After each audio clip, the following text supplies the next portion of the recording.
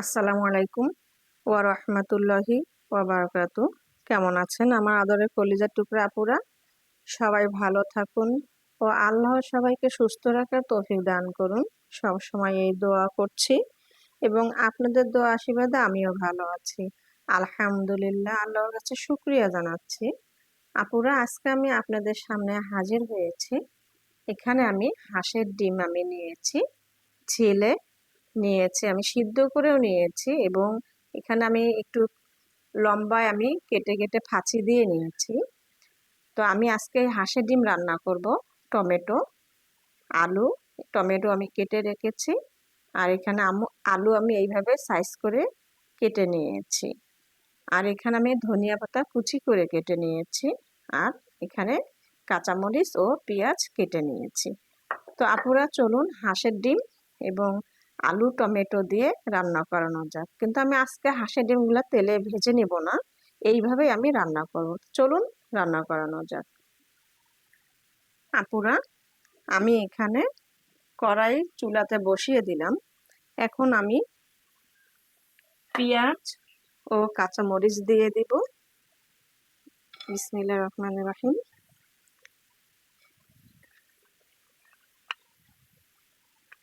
দিয়ে দিচ্ছি কাঁচামরিচ ফালি, এবং আমি এখানে সরিষার তেল দিয়ে দিব।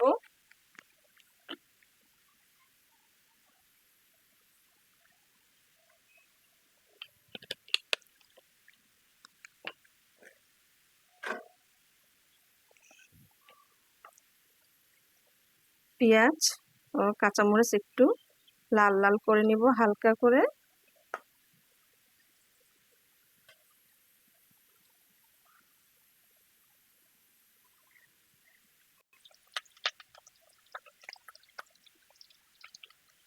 এবারে আমি এখানে তেজপাতা দিয়ে দিব। তেজপাতা আমি এই যে 2 ভাগ করে নিয়েছি। আমি এবার এখন দারচিনি দিয়ে দিচ্ছি, একটু ভেজে নিব। তেজপাতা দারচিনি ভেজে নিলে তরকারিটা খেতে ভালো লাগে এবং একটু ফ্লেভারটা ভালো আসে, খুব সুন্দর হয়।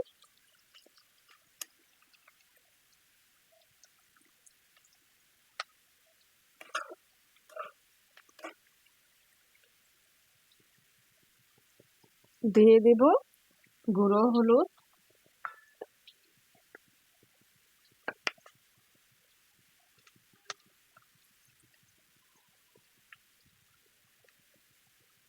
হলুদ, দিয়ে দিলাম।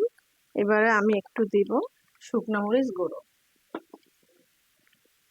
তরকারির কালারটা একটু ভালো হওয়ার জন্যই আমি শুকনো মরিচ গুঁড়োটা দিয়ে দেব।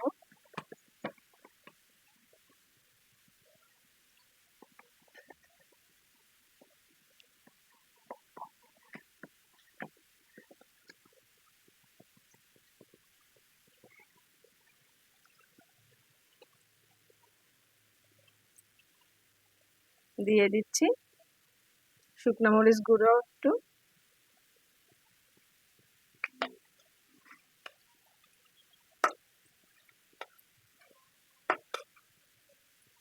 এখন আমি একটু এখানে পানি দিয়ে দিব।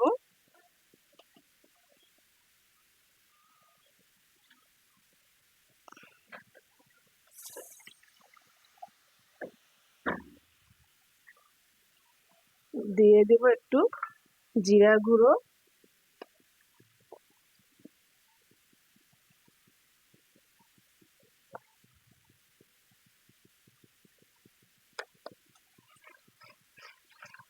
এবারে আমি লবণ দিয়ে দিব।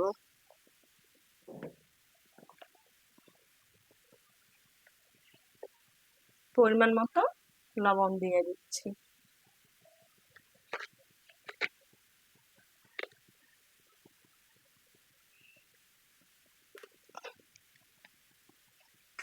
এখন আমি মশলাগুলো একটু কষিয়ে নিব।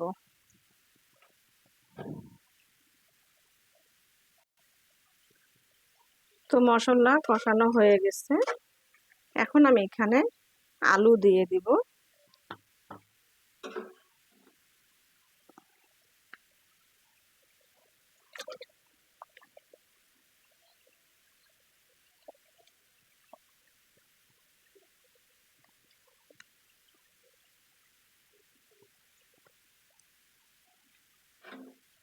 দিয়ে দিলাম আলু।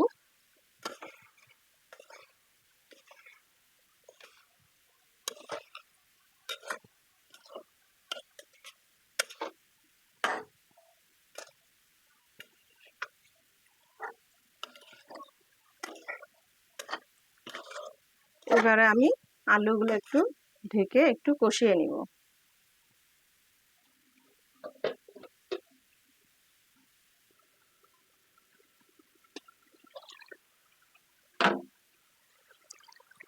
এবারে আমি এখানে টমেটো ও ডিমগুলো দিয়ে দেব।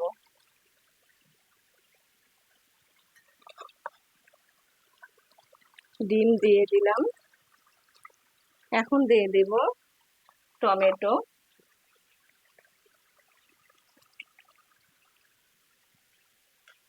এবার আমি লাড়া দেব। ডিমগুলো আমি ভেজে নিলাম না, আজকে এইভাবে রান্না করছি।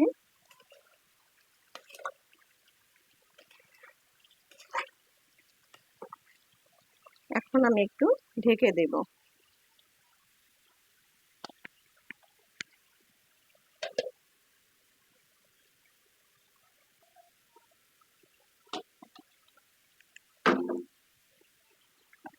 এখন আমি ধনিয়া পাতা কুচি দিয়ে দিচ্ছি।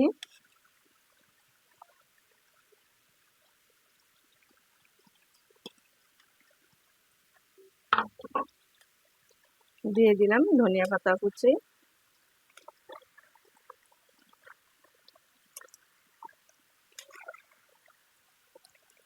আমি এখন ঝোলের পানিটা দিয়ে দেব। ঝোলের পানি দিয়ে দিলাম।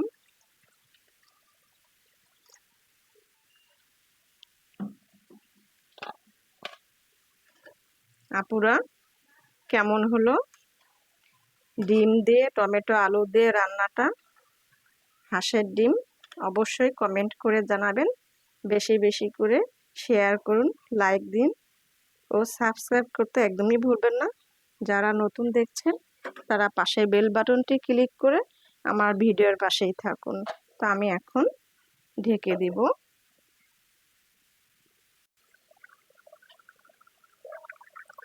আপুরা, হাঁসের ডিম দিয়ে রান্না তরকারিটা হয়ে গেল।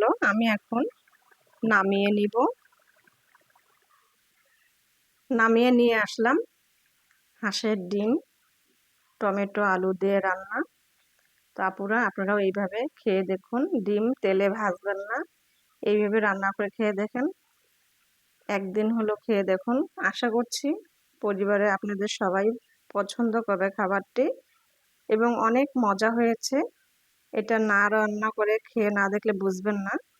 তা আপুরা, আবারও রিকোয়েস্ট করতেছি, যারা নতুন দেখছেন তারা পাশে বেল বাটনটি ক্লিক করুন এবং আমার ভিডিওর পাশে থাকুন, বেশি বেশি করে শেয়ার করুন।